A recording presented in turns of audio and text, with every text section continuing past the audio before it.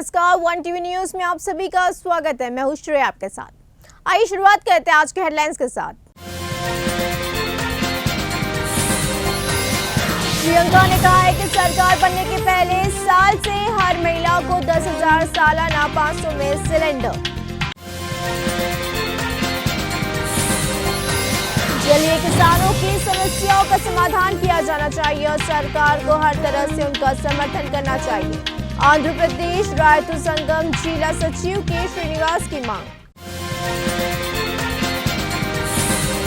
भर्ती के कारण किसानों को भारी परेशानियों का सामना करना पड़ता है, जगितिया में एमएलसी जीवन रेड्डी ने किया खुलासा। आइए एक नजर डालते हैं आज की खबरों पर। केंद्रीय मंत्री अनुराग ठाकुर ने 1 अक्टूबर 2023 से 31 मार्च 2024 तक रबी सीजन के लिए सब्सिडी की जानकारी दी। उन्होंने ये बताया कि दिवाली से पहले सरकार ने किसानों को तोहफा देने का ऐलान किया है। बुधवार को हुई कैबिनेट की बैठक में किसानों के लिए फायदेमंद फैसले को मंजूरी दे दी गई है। केंद्रीय मंत्रिमंडल ने किसानों के हित को ध्यान में रखते हुए खाद सब्सिडी को मंजूरी दे दी है। सरकार की तरफ से न्यूट्रिएंट बेस्ड फर्टिलाइजर सब्सिडी को मंजूरी दी गई है। इस बार के रबी सीजन के लिए यह मंजूरी दी गई है। इससे सरकार के ऊपर 22,000 करोड़ रुपए का अतिरिक्त खर्च आएगा। पंडाल में बैठी महिलाओं और लड़कियों से प्रियंका गांधी ने यह कहा है कि आपकी यह जो मिट्टी है इसने देश को बहुत कुछ दिया है। शेषराम ओला जैसे नेता और अनगिनत शहीद सैनिक, यहाँ की माताओं को मेरा प्रणाम। सबसे ज़्यादा रिटायर सैनिक झुंझुनू में ही है और सरहद पर सबसे ज़्यादा सैनिक भी झुंझुनू में हैं। आज आपके सामने चुनाव के मौके पर मैं खड़ी हूँ। प्रियंका ने लोगों से पूछा कि आप नेता से क्या चाहते हैं। जो नेता देश या प्रदेश को चलाता है उसे गहरी समझ होनी चाहिए। भविष्य में क्या बनाना चाहते हैं, ये जो विजन है उसी से विकास होता है। यदि एक ऐसा नेता प्रदेश को चला रहा है कि जिसका विजन नहीं है तो आप कितना भी पढ़ ले, आपको रोजगार नहीं मिलेगा। टीडीपी के राज्य महासचिव नजीर ने कहा है कि इस महीने वाईसीपी नेताओं द्वारा की जा रही बस यात्रा समय की बर्बादी है, जो जनता की अस्वीकृति के कारण यह टुस्सू यात्रा बनकर रह जाएगी। विशाखापट्टनम में जिला टीडीपी कार्यालय में आयोजित एक बैठक में बोलते हुए नजीर ने सीएम जगनमोहन रेड्डी और वीसीपी सरकार पर सनसनीखेज आरोप लगाए। लोगों को फिर से धोखा देने के लिए वाईसीपी बस यात्रा के नाम पर निकली है। वाईसीपी सरकार ने बीसी, एससी, एसटी और अल्पसंख्यकों को धोखा दिया है, पर जगन ने चंद्रबाबू की कई योजनाओं को खत्म किया है। सीएम जगन की सभाओं में लोग नहीं आ रहे हैं। आरोप है कि लोगों को डरा धमका कर जगन की सभाओं में ले जाया जा रहा है। आंध्र प्रदेश रायतु संगम के जिला सचिव के श्रीनिवास ने मांग करी है कि जलीय किसानों की समस्याओं का समाधान किया जाना चाहिए और सरकार को हर तरह से उनका समर्थन करना चाहिए।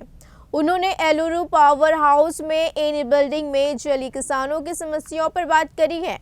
उन्होंने उनसे जलीय किसानों को समर्थन देने के लिए फीड की कीमतें कम करने, झींगा की कीमतें बढ़ाने और बिजली सब्सिडी बहाल करने जैसे तत्काल उपाय करने को कहा है। जलीय किसान पहले ही खो चुके हैं और बेहद संकट में हैं। कार्रवाई की जानी चाहिए ताकि फीड की कीमतें फीड के निर्माण में उपयोग किया जाने वाले कच्चे माल की कीमतों के अनुरूप हो। उन्होंने झींगा के अंतर्राष्ट्रीय कीमतों के मुताबिक किसानों को दाम देने को कहा है और राज्य सरकार उन्नत मशीनरी के साथ एक फीड मिल स्थापित करना चाहती। एमएलसी जीवन रेड्डी ने जगितिया में बैठक करी है और इसी मौके पर एमएलसी जीवन रेड्डी ने मंत्री हरीश राव की इस टिप्पणी पर कड़ी प्रतिक्रिया व्यक्त करी, जिसमें उन्होंने कहा था कि अगर कांग्रेस सत्ता में आई तो वे पटेल और पटवारी प्रणाली लाएंगे। उन्होंने वीआरओ और वीआरए प्रणाली को रद्द करने और गांव को सरकारी अधिकारियों के बिना छोड़ने के लिए बीआरएस सरकार की आलोचना करी है। राज्य में लाखों धरनी आवेदन लंबित है। कांग्रेस पार्टी धरने के मुद्दे पर चुनाव लड़ने को तैयार है। बीआरएस दामा ने दी चुनौती। श्रमिक संघ के नेताओं और श्रमिकों ने अपनी शिकायतें व्यक्त की है कि भले ही केटीआर लगभग 10 वर्षों से मंत्री है, लेकिन उन्होंने श्रमिकों के साथ एक भी बैठक नहीं करी है। केवल नियोक्ताओं के साथ बैठक करी है। इसी अवसर पर बोलते हुए उन्होंने टीआरएस सदस्यों और कार्यकर्ताओं से बीआरएस पार्टी के उम्मीदवार पीला शेखर रेड्डी की जीत के लिए काम करने का आह्वान किया है। अब साथ ही जगारेड्डी गांव ग्राम शाखा के अध्यक्ष ने कार्यकर्ताओं को पीला शेखर रेड्डी को भारी बहुमत से जिताने की सलाह दी है।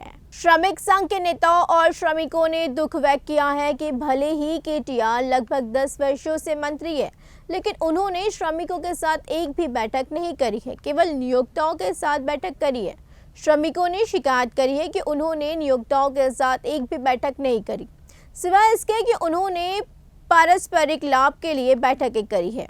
सिरिसिलो ने कहा है कि मंत्री केटीआर ने 10 साल पहले वर्कर टू ऑनर योजना के माध्यम से पावरलूम श्रमिकों को नियोक्ता बनाने का वादा किया था, लेकिन ये योजना श्रमिकों को उपलब्ध नहीं कराई गई, जबकि सरकार ने कहा था कि पहले चरण में 1104 श्रमिकों को रोजगार प्रदान किया जाएगा। प्रत्येक श्रमिक के लिए 4 शेड और 1 कार्य शेड। संयुक्त कटपा जिले के राजमपेट निर्वाचन क्षेत्र के सडुपल्ले मंडल केंद्र में बस स्टैंड की स्थापना से अब स्थानीय लोगों में गुस्सा दिख रहा है। सडुपल्ले लंबे समय से एक बड़ा मंडल रहा है, लेकिन आज वहां उचित बस स्टैंड की सुविधा नहीं है। इसी के चलते पिछले कुछ समय से बस अड्डे का निर्माण कार्य चल रहा है, लेकिन इसी बीच सत्ताधारी पार्टी के नेता अजय रेड्डी ने अपने आसपास की जमीनों की कीमतें बढ़ाने की रणनीति लगाई है। अनुकुंदे दावुगा के घोषणा करी है कि वह अपनी 1.40 एकड़ जमीन पर मुफ्त में बस स्टैंड स्थापित करेंगे। इसी बयान के साथ ही राजमपेट के सांसद मिथुन रेड्डी, राजमपेट के विधायक मेधा मल्लिकार्जुन रेड्डी और जिला परिषद अध्यक्ष अकेपति अमरनाथ रेड्डी को भी उनके रास्ते पर लाया गया है। सभी की उपस्थिति में बस स्टैंड के शिलान्यास के लिए मैदान तैयार किया गया। शिलान्यास के लिए सभी पक्षों को आमंत्रित कर एक भव्य कार्यक्रम का आयोजन किया गया है, लेकिन आलोचनाएं हो रही है कि यह सब उनकी जमीन की कीमतें बढ़ाने और रियल एस्टेट कारोबार को लाभदायक बनाने के लिए है। उन्होंने कहा है कि इस बार बीजेपी निजामाबाद जिले के बोडन विधानसभा क्षेत्र में कड़ी टक्कर देगी। बीजेपी पार्टी के टिकट के लिए तिथि मोहन रेड्डी और प्रकाश रेड्डी नेतृत्व की मंजूरी पाने की पूरी कोशिश कर रहे हैं। अब हालांकि ऐसा लगता है कि नेतृत्व छावनी के माध्यम से जनता की राय इकट्ठे करने और उम्मीदवार पर फैसला करने की सोच रहा है। इसी बार मेधापति प्रकाश रेड्डी टिकट पाने के लिए पुरजोर कोशिश कर रहे हैं। खबरों में आज बस इतना ही। आगे की खबर के लिए देखते रहिए 1 TV न्यूज़।